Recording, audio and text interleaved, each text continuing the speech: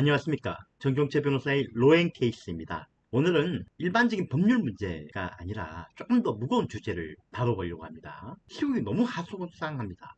계엄령, 대통령 탄핵소추에 이어 권한대행 탄핵소추까지 정말 심각한 일들이 발생하고 있습니다. 정파적인 입장에서 말씀하시는 경우가 많아서 제가 이번에 객관적으로 법률가의 입장에서 좀 쉽고 간략하게 정리해 드리겠습니다. 첫 번째, 윤석열 대통령의 탄핵 심판 결과는 가결될 겁니다. 부결되지 않습니다. 물론 현재 6인의 헌법재판관 체제에서는 심리는 할 수 있어도 결정할 수 없다는 견해도 있고, 6인으로서는 결정할 수 있다 하더라도 한 명만 반대해도 부결인데 어떻게 가결되겠느냐라는 견해도 있습니다. 하지만 이진숙 방통위장 탄핵 심판에서 6인으로 심리 가능하다는 가처분이 헌재에서 이루어졌고, 그 가처분을 이용해서 연장선상에서 6인으로도 심판 결정이 가능하다는 입장을 헌재는 취할 것입니다. 탄핵 심판은 법적 심판이기도 하지만 한편으로 국민의 대의와 역사적 흐름에 부응하는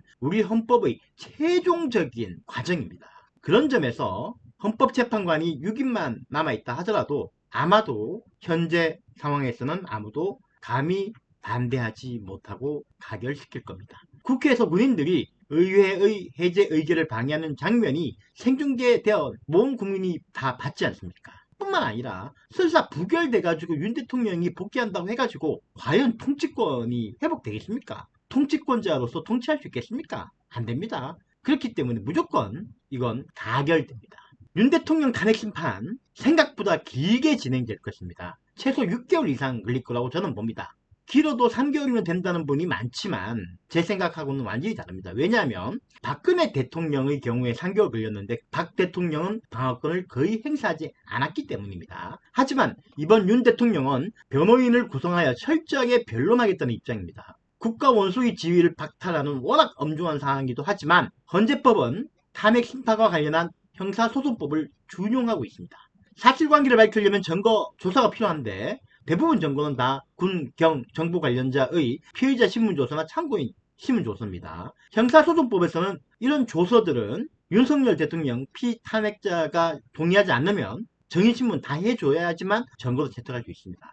얼마나 시간이 많이 걸리겠습니까? 이에다가 윤 대통령은 추가적으로 자기에게 우호적인 증인들을 많이 신청할 겁니다. 그리고 또 다른 많은 증거조사들을 신청하겠지요. 재판부가 이를 다 거부하고 빨리 심판할 수도 있겠지만 그러기에는 일국의 통치권자의 지위를 박탈하는 것에 대한 절차가 너무 부실하다. 절차적 정당성이 없다. 적법 절차 원칙 위반이다. 라는 프레임에서 자유로울 수 없기 때문에 그러지 못할 겁니다.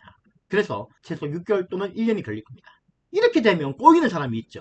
바로 유력한 대선 후보인 이재명 대표입니다. 이재명 대표의 2심 판결이 징역형으로 나온다면 어떻게 되겠습니까? 물론 상고하면 자격정지나 징역형이 확정되는 건 아니어서 이 대표의 피선거권이 박탈된 건 아닙니다. 하지만 분명 여당이나 야당 내 경쟁자는 이재명을 공격하겠죠. 판결에서 징역형이 확정되면 대통령직을 상실하게 되니까 부적격이라고 몰아세울 겁니다. 일부 법률가들은 대통령의 경우에는 형사소추가 금지되므로 공소유지도 이에 포함되어서 대통령으로 당선돼서 취임하면 형사 절차가 재판이 진행될 수 없다는 입장도 있습니다. 하지만 소추는 기소만 의미할 뿐 공소유지나 재판은 의미하지 않습니다. 그리고 헌법상 대통령에게 재판을 중지한다는 조항도 없기 때문에 재판은 법적으로는 진행될 수 있습니다. 물론 대통령으로 당선된 사람에게 재판이 사실상 중지될 가능성은 배제할 수 없습니다. 어쨌든 간에 이렇게 돼버리면 야권 내에서는 후보 교체에 힘을 얻고 여러 정치인이 대권의에게 나설 것이고 이 대표는 결코 물러서지 않을 것이기 때문에 야권도 복잡해지고 여권 내에서도 대권에 대한 희망이 생기면서 정말 정치판은 시계 제로의 상태가 될 것이라고 생각됩니다. 다음으로 대통령의 계엄 선포는 통치행위이기 때문에 위법할 수 없다라고 주장하지만 옳지 않습니다. 통치행위를 인정하더라도 그것에는 재량의 한도가 있습니다. 사회통념이라는 기준인데요. 당시 시국이 비상시국이라고 할 수 있는 사회통념상 아무리 보더라도 인정될 수 없는 상황이었습니다. 전공의 파업으로 인한 의료 문제나 야당이 다수임을 인정하여 검사 등 공직자를 탄핵소추하고 정부 제출 예산을 무리하게 삭감하거나 이런 것들, 이게 비상시국입니까? 이건 그냥 일상적인 민주주의 절차의 과정일 뿐이죠. 그래서 이거는 비상시국이 아니기 때문에 통치행위임으로 위법하지 않다는 주장은 받아들이지 않을 것입니다. 다음으로 대통령의 권한과 대통령 권한대행의 권한은 동일합니다. 일각에서는 대통령 권한대행은 민주적 정당성이 없기 때문에 현상 유지 수준의 권한만이 가능하다. 그래서 거부권이나 임명권 행사는 불가능하다고 주장합니다. 심지어 고리시의 권한과 사고시의 권한이 다르다는 주장도 합니다. 하지만 둘 다 틀렸습니다. 다만 권한대행의 경우 선거로 뽑힌 사람이 아니니까 민주적 정당성이 약하고 대통령이 곧 복귀하거나 또는 빠른 시기 내에 새로운 대통령이 선출될 것이기 때문에 적극적인 정책 변경이나 조치는 자제하라는 정치적인 의미일 뿐입니다.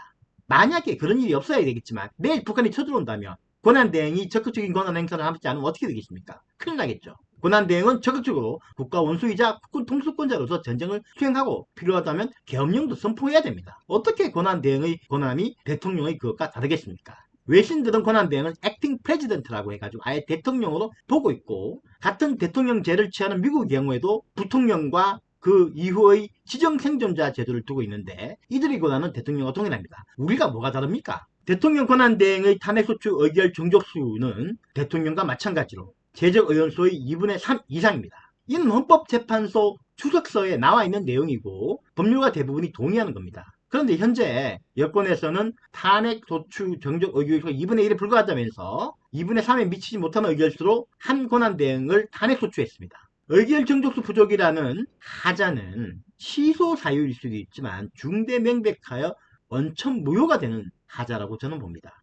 애초부터 효력이 없는 의결이라는 거죠. 만약에 그 권한대행이 권한정지를 받아들이지 않고 계속 직무수행을 고집했다면 큰 혼란이 발생할 뻔했지만 한 대행은 받아들이고 현재 형식적으로는 최상목 부총리가 권한대행의 직무를 수행하고 있습니다. 한 대행에 대한 탄핵소추 의결에는 권한대행에 대한 탄핵소추뿐 아니라 예비적으로 권한대행이 되기 전에 총리로서 한 잘못에 대한 탄핵소추도 함께 담겨져 있습니다.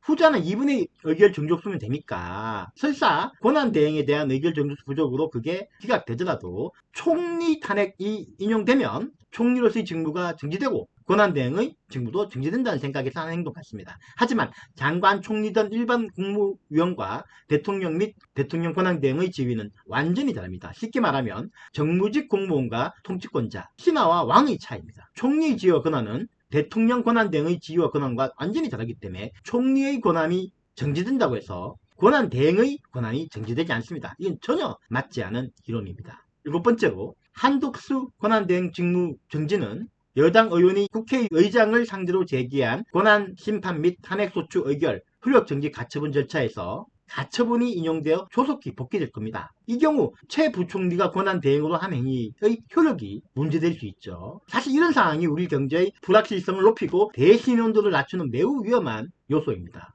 헌재법 62조에서는 국회와 정부 등 국가기관 상호 간의 권한쟁의만 가능하다고 규정되어 있지만 헌법재판소는 국회 내 구성원 간의 권한쟁의, 특히 국회의원과 국회의장 간의 권한쟁의를 인정한 선례가 있습니다. 이번에도 그 선례를 인용하여 법문과는 다르지만 최우선적으로 한 총리에 대한 권한쟁의 심판 절차에서의 가처분을 인용해서 권한대행으로서의 지위를 복귀시킬 것으로 저는 생각합니다. 일각에서는 최 부총리도 헌법재판관 임명이나 특검법 통과 등 말을 잘 안 들으면 탄핵할 것이고 그 다음 권한대행도 탄핵시킬 것이다. 국무위원들이 모두 다 탄핵돼서 직무 정지되면 거부권 행사가 안 되니 야당에게 더 좋은 거 아니냐라는 말을 하는 사람도 있습니다. 이거는 정신 나간 얘기입니다. 절대 그렇지 않습니다. 대통령 권한대행이 없으면 대한민국의 국가 원수도 없고 국군 통수권자도 없고 행정부 수반도 부존재하는 상황이라서 국가 자체가 정지됩니다. 진짜 미친 생각이고 위험한 발상입니다. 9번째로 이번 4월이 되면 내년 4월이죠. 대통령이 임명하는 2명의 헌법재판관의 임기가 만료됩니다. 이 경우 권한대행은 적극적으로 임명권을 행사하여 2인의 헌법재판관을 임명하고 그래서 9인 체제로 헌법재판소에서 대통령 탄핵 심판 절차를 진행하는 것을 저는 공고하고 조언드립니다. 왜냐하면 대통령에 대한 탄핵 심판은 너무나 중대한 혁명과 같은 일이기 때문에 절대 그 절차적인 하자나 허점이 있어서는 안 되기 때문입니다. 이거는 비상시국이기 때문에 권한대행이 자제하지 말고 대통령의 권한을 사용하시기를 저는 간곡히 부탁드립니다. 마지막으로 너무 당파적이고 감정적으로 접근하기보다는 객관적인 시각으로 시국을 바라보고 각자 맡은 바 소임을 다하는 것이 최선입니다. 저 역시도 그렇게 하겠습니다. 감사합니다.